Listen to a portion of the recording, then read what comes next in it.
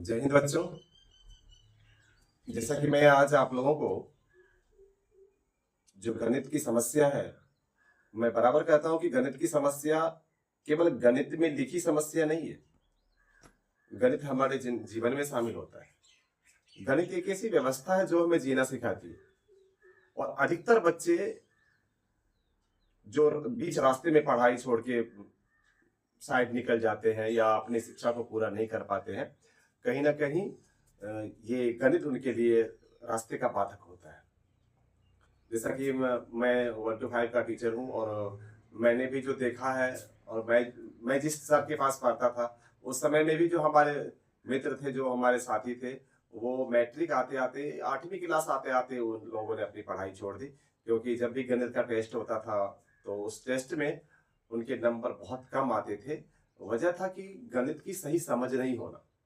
और हम सभी जानते हैं कि जिसने जिसने गणित की समस्याओं को सही तरीके से हल कर लिया, उसका जीवन बहुत ही आसानी से जिंदगी में चलता है, चाहे वो बेरोजगार हो या रोजगार हो। मैं इसलिए इस बात को कहता हूं कि गणित जो जिंदगी में संतुलन पैदा करता है, गणित जो जीवन में संतुलन पैदा करता है और व्यवस्था को जीना सिखाता है।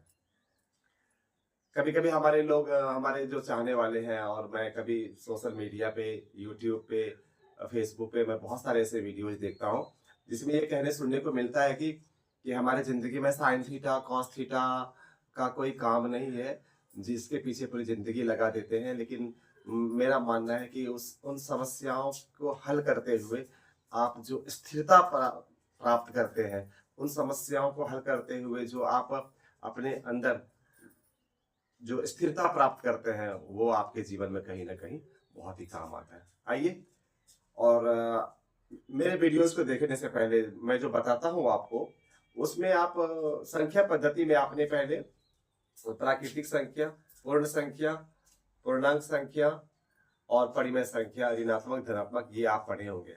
लेकिन मैं जिन चीजों को आज पहले आपके सामने रख रहा हूँ, आप उनकी परिभाषा को जरा समझने का प्रयास कीजिए कि एक नंबर सिस्टम में एक संख्या होता है, संख्या पद्धति में परिमेय संख्या।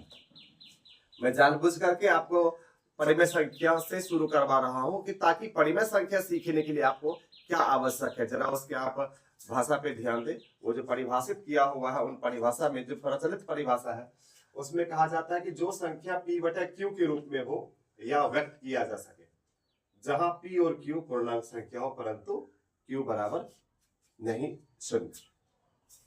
यानी कि ये परिमेय संख्या की प्रचलित परिमेय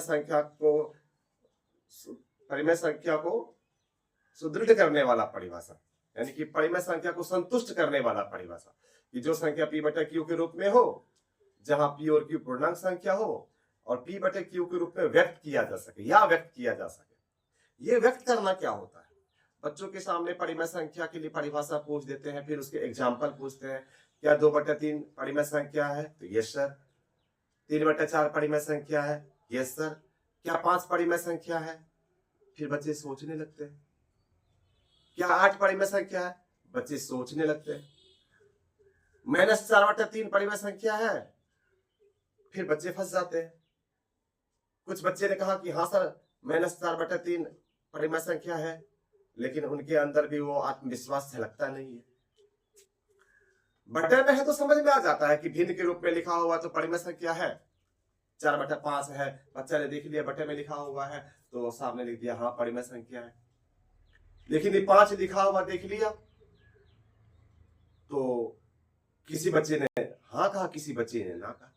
ये जो नहीं कहने वाले बच्चों की संख्या औसतन ज्यादा होता है, बदले में कि हाँ कहने वाले के बच्चों की संख्या। मतलब कहने का है कि परिभाषा के साथ हमारी समझ कितनी है, जो परिभाषा कहता है उसको हमने कितना अच्छा तरीके से समझा।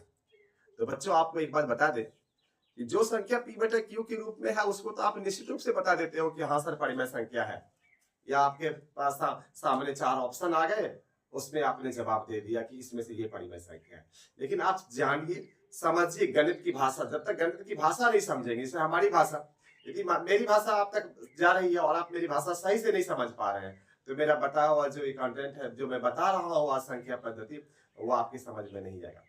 यहाँ पे एक बात जरूरी है कि परिमेय संख्या यदि सीखना है, यानी कि परिमेय संख्या यदि जानना है हमको, तो हमारे पास में पूर्णांक संख्या की समझ होनी चाहिए। ये पूर्णांक संख्या की समझ होनी चाहिए। यानी यदि हम पूर्णांक संख्या नहीं जानते हैं तो परिमेय संख्या सीखना हमारा बेकार है। यानी परिमेय संख्या जानने के लिए हमें पहले पूर्णांक संख्या जानना होगा। इसलिए मैंने कहा कि मैं जहां से रिवर्स करने की कोशिश कर रहा हूं, 8 9 7 8 9 के बच्चे हैं, उम्मीद रहता है लोगों को कि इनके पास परिमेय संख्या, आपके पास कोई गेस्ट आ जाए ना तो सबसे पहले वही पूछेंगे परिमेय संख्या समझते हैं क्या, 5/4 कौन सी संख्या है। तो उन चीजों को कैसे समझेंगे हम। यानी कि परिमेय संख्या की समझ अगर हमारे पास होना है तो पूर्णांक संख्या हमारे लिए आवश्यक हो जाता है। पूर्णांक संख्या पे हम बाद में जाएंगे, पहले आप ये समझिए व्यक्त करना क्या होता है। जैसे कि आप 4/5 कह देते हो कि परिमेय संख्या, और जब 5 की बारी आती है तो आप कहते हो कि परिमेय संख्या है या नहीं है। ये आत्मविश्वास आपके चेहरे से नहीं झलकता। मेरे कहने का मतलब ये है कि व्यक्त करना होता क्या, आप इनको समझिए। परिभाषा तो आपने सीख लिया, लेकिन व्यक्त करना होता क्या है उनको समझिए। व्यक्त करने का मतलब ये होता है कि 5 को यदि आप किसी और तरीके से लिख सके, लेकिन दूसरे तरह से लिखने के बाद भी 5 वैल्यू उसका 5 ही हो। जैसे कुछ लोग कहते हैं कि 5 को 5/1 लिख देंगे तो फिर भी वो 5 ही रहेगा, इसलिए 5 परिमेय संख्या है। लेकिन आप इसे थोड़ा और आगे निकलिए, 5 को आप 10/2 लिख सकते हैं। यदि 5 को हम 10/2 लिखें तब भी हमारा 5 होगा। 5 को हम 20/4 लिख दें तब भी हमारा 5 होगा। 5 को यदि हम 40/8 लिख दें तब भी 5 होगा। यानी कि 5 को आप 5 परिमेय संख्या है, क्योंकि 5 को हम भिन्न के रूप में लिख सकते हैं, यानी P/Q के रूप में लिख सकते हैं। 5/1 तो चलता ही है, लेकिन और तरीके से, केवल एक तरीके से नहीं। 5 को आप 10/2 भी लिखेंगे तो परिणाम आपका 5 आएगा। इसे कहते हैं व्यक्त करना। इसे कहते हैं P/Q के रूप में व्यक्त करना। यानी कि 5 को आप 10/2, 5 को आप 500 का 20/4, 5 को आप 8×5 40, 40/8, तभी परिणाम क्या होगा 5। यानी कि आप भिन्न भिन्न तरह से लिखने के बाद भी, भिन्न में लिखने के बाद भी यदि आपका परिणाम 5 आता है तो बच्चों इसी को कहते हैं व्यक्त करना। इसलिए 5 परिमेय संख्या है, क्योंकि जब आप 40/8 लिखते हो तो 40 और 8 ये पूर्णांक संख्या है। मैं पूर्णांक, इसके बाद मैं आपको पूर्णांक संख्या बताने वाला हूं।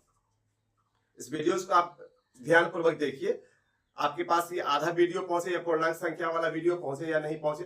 परिमेय संख्या में जो मेरा मकसद था आज कहने का कि व्यक्त करना क्या होता है। व्यक्त करने का मतलब होता है कि आप किसी भी संख्या को क्या और तरीके से लिख सकते हैं, उसको भिन्न में लिख सकते हैं। यदि भिन्न उस 5 को संतुष्ट करता हो, संतुष्ट करने का मतलब समझ लीजिए, यदि आपने 15/3 लिखा तो 15/3 लिखा तो आपने 5 लिखा। कहने के लिए 15/3 है। जैसे कि अगर कोई आपको पूछता है कि आपने कहा कि मैंने 12 रोटी खाई और बगल वाले ने कहा मैंने 1 दर्जन खाया, दोनों बराबर ही कह रहा है। किसी ने कहा मुझे पानी चाहिए और किसी ने कहा मुझे वाटर चाहिए। लैंग्वेज का फर्क है।